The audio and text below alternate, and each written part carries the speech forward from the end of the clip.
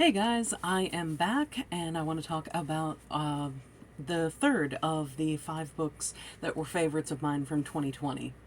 Just so you know, these are in no particular order because I have zero capability to choose an absolute favorite in whatever category.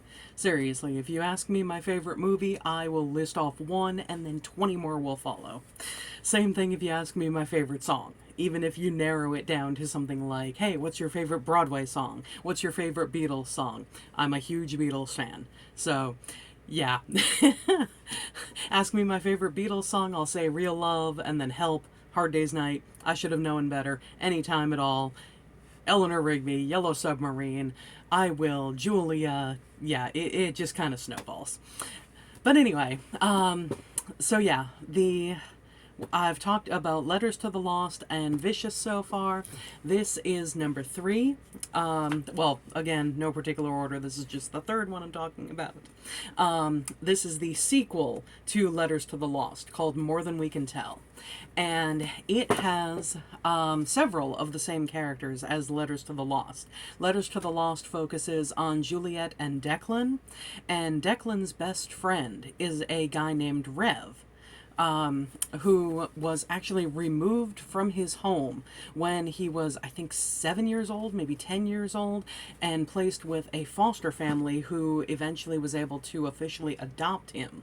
And he was removed because his biological father is this horribly abusive, fanatically religious jackass. And the book, More Than We Can Tell, begins with Rev getting a letter from his biological father. And just full disclosure, I have been, unfortunately, in an abusive relationship. I was a victim of this guy, and it went on for longer than it ever should have. Luckily, I have some really terrific friends, especially one of my best friends in particular. He was there for me to just be able to talk to rant to, and it helped me get away from, my abuser eventually. But anyway, one of the things that this book does so well is just show how an abuser can get into your head. Like, let me find the first letter that is sent.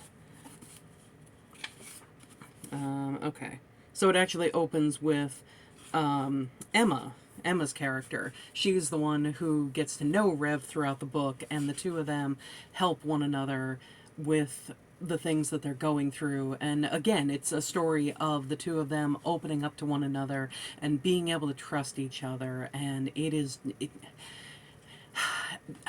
there are books where you really feel like the author has a cornerstone on how to do things like that, and or how to do whatever particular thing.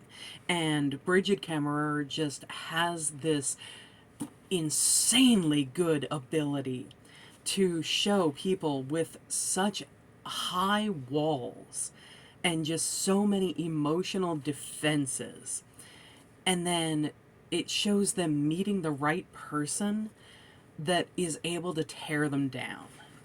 But anyway, here is the letter. So all this biological father says is, "Happy birthday, son. I hope you'll make me proud." And then gives an email address. And it's not exactly, that one isn't very much of something that really creeps into your head. But let me see. Here we go. Here is an email that the father sends him. "Where did you come up with Rev Fletcher? Regardless, I'm glad to hear from you. If you wanted me to leave you alone, you wouldn't have sent me an email at all." And there's things like that throughout the book, where he still knows how to get into Rev's head. And it disturbs me because that kind of thing happened to me. Just just the way that someone abusive can just worm their way into your mind and know how to manipulate your emotions, manipulate your heart. It's disturbing. It really, really is. But the way that it is just so masterfully written in this book, I love. And, you know, it's disturbing because it feels real, but I love it because it feels real. And this book, oh my god, this book.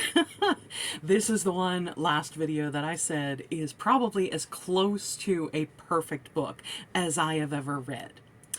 And let me tell you, I'm not going to spoil the resolution because I want you to get this book and to read it, because the ending, oh my god, it's so good.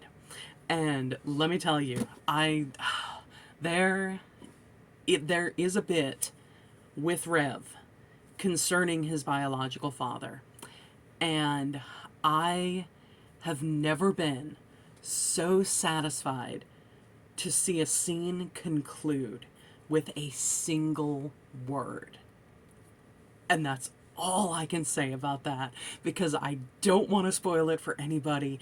Please just go read this book. It is amazing. Even if you don't like young adult, or claim that you don't like young adult, because frankly, nobody's too old for young adult. They tackle some great issues, not only in this book, but in other young adult ones as well. But, oh, just read this book. It is amazing. And yeah, I love gushing about this. So yeah, next video I will talk about probably Vengeance, and then I'll conclude, you know, with the fifth part, with the fifth of my favorites from 2020. Thanks for watching. Like, comment, subscribe. If you've read this book, please tell me. Please tell me what you thought about it. Please tell me if you know what I'm talking about with that single word conclusion to the scene. And I will see you next time. Thanks for watching. Bye.